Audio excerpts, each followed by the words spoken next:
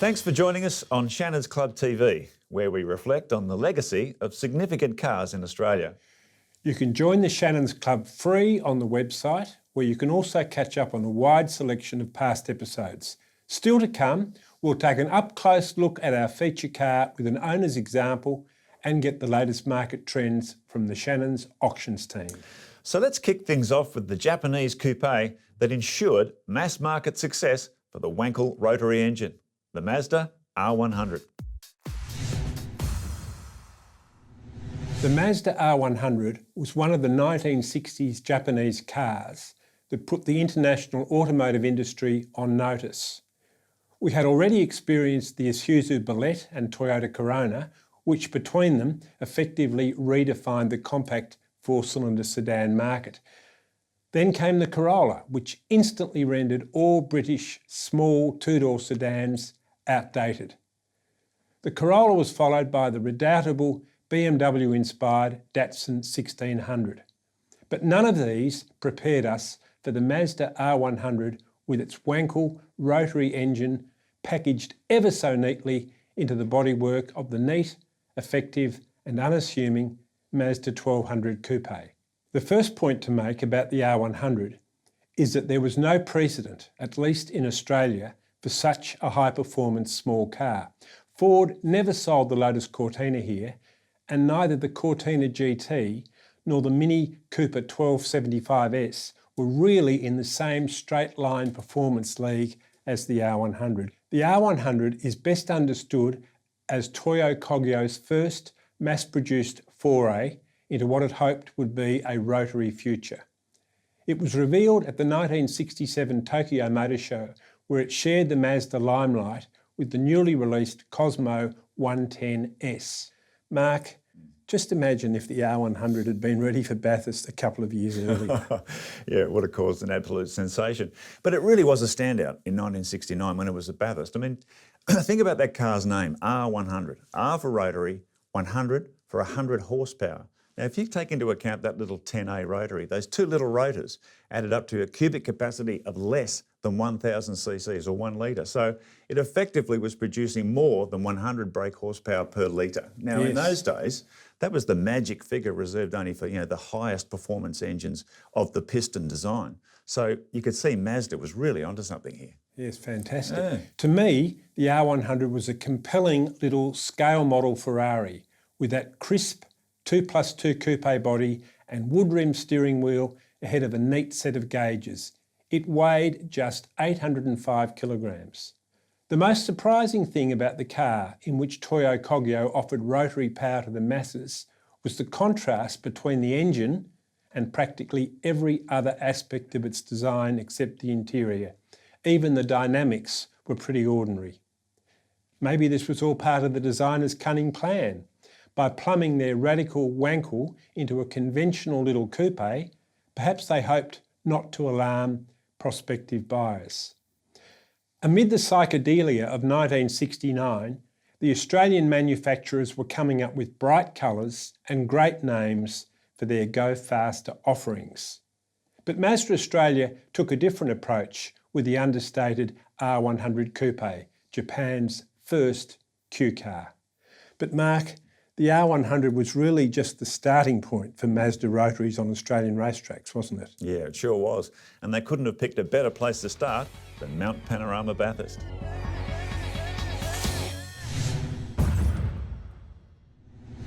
The 1969 Bathurst 500 was pivotal for Mazda. It was not only the first time the Japanese manufacturer competed in the Great Race, but also the first time for a rotary-powered car. In this instance, the R100.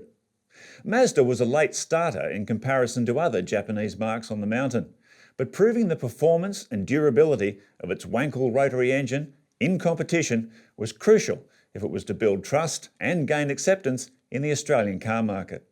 Local Mazda dealers were keen to back the new R100 at Bathurst, as it had already put in an astonishing performance at the annual Spa 24-hour race in Belgium.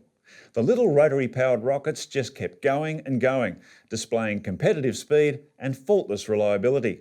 They were beaten only by a fleet of factory-backed Porsche 911s. John, given that the rotary engine required, only one moving part for its combustion cycle, it's ironic that that engine suffered so many reliability issues early on, didn't it? Yes, also ironic that it did very well at Bathurst, but in ordinary everyday service, the cars did give problems with their seals up to and including, I think, the RX2. So certainly for some years. Yeah, so it's interesting that contrast, if you like, because the race cars just had unburstable reliability, but there were issues for car owners on the street. There were, absolutely. 3 of the new R100s were entered in Class C for the 1969 Bathurst 500, where they faced fierce competition from price-based market rivals, including Fiat's new 125 sedan and the dominant Mini Cooper S.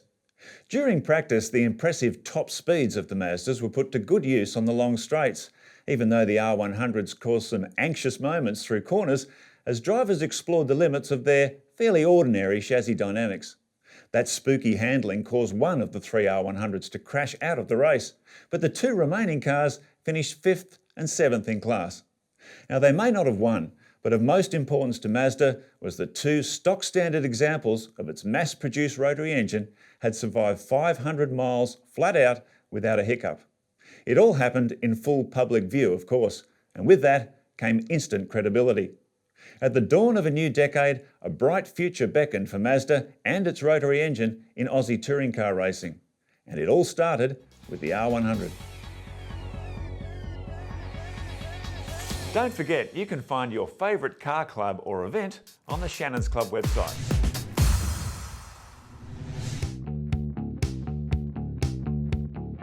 My name's Adam, and this is my father's 1969 Mazda R100.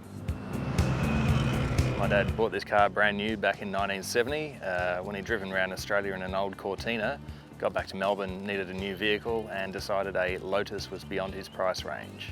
The Mazda R100 was the first mass-produced rotary-powered car from Mazda. Came out with a 10A engine. That was the first of its kind with the smallest rotors. They went on to be bigger in the 12A and 13B, but this car was kind of an unknown for an unsuspecting public with the 2 rotors in it instead of having pistons of any number. Yeah, it was quite ahead of its time. The condition when I took the car on as a project from my father was quite poor, and he drove us to school in it until the late 80s, at which point he retired it to the backyard. It sat in the weather for many years until I took it on to try and fix it up and restore it to its former glory. What started out as a simple paint job got a little bit out of hand and ended up being a bare metal restoration. So the car was blasted, panel work was done, it was painted up, and then pretty much everything that went back onto it was either re-chromed, re-anodized or re-zinced. Yeah, it looks pretty much brand new now.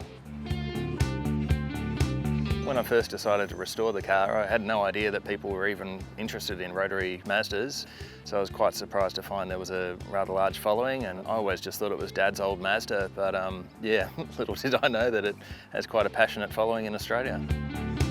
I'm a Shannons customer and I've been with them for 12 years or so. I found the experience quite good. My first car was an EK Holden, so naturally they were the first insurance company that came to mind, and they gave me laid up cover when I was restoring the R100, which really put my mind at ease knowing that there was a car that I couldn't drive, but if there was a fire or something, I was totally covered. Favourite memories of the car are just being driven to school in it by my dad. So these days when I'm driving my daughter to school, I'm hoping that she's forming her own memories so that when she's old enough I can give her the car and maybe she'll even drive her kids to school in it.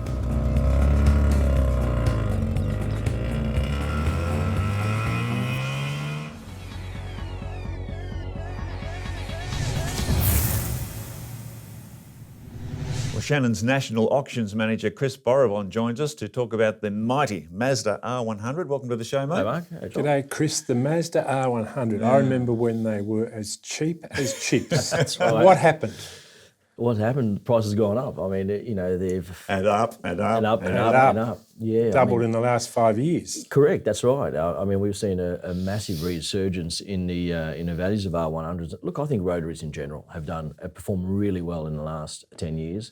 And the R100 probably been that first mass-produced Mazda that we got here, and such a pretty car. Pretty car, a very pretty car. Yeah. Yeah, and that's one of the reasons. And the interior too is lovely, isn't it? With the wood rim wheel and all the little instruments, beautiful. It's a very simple car, but I think the simplicity of the car is what makes it appealing, and it's quite pretty. As you said, the combination of the generally the black trim with the wood grain steering, it's a really nice feel. I think of it as a sort of scale model Ferrari, really, of its type. You know, a little rear wheel drive car too, fabulous. They were just wasted so much when I was in my younger years, and there must just be so few genuine original ones left. I think the survivor rate has been quite low, and so to find that original 10A twin dizzy car, near impossible today. And we're still hearing of the occasional car coming out of the one owner car coming out of a garage, and if you can find that, the gold mine. Is there a spin-off for the visually similar 1200 coupe? Are they going up in value too? Yeah, look, I think that definitely has increased with the value of the R100s, going up as it has in the last few years. That has definitely dragged up the 1200s, and in respect, the 808s as well.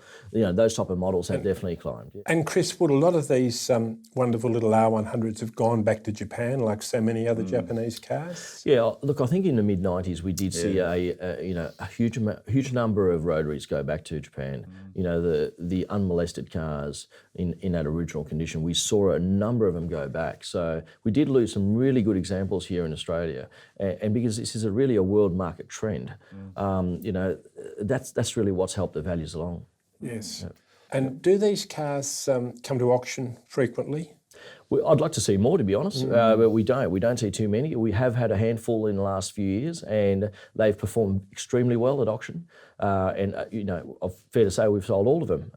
But yeah, I'd love to find some more. So the chances of someone finding one of those barn find sort of cars are very, very small. So would it still be worth, and there's still good retained value in buying a modified car, a modified R100? I think so. I think it's acceptable to have a modified R100. We've seen plenty of 12As and 13Bs put into R100s. It's acceptable.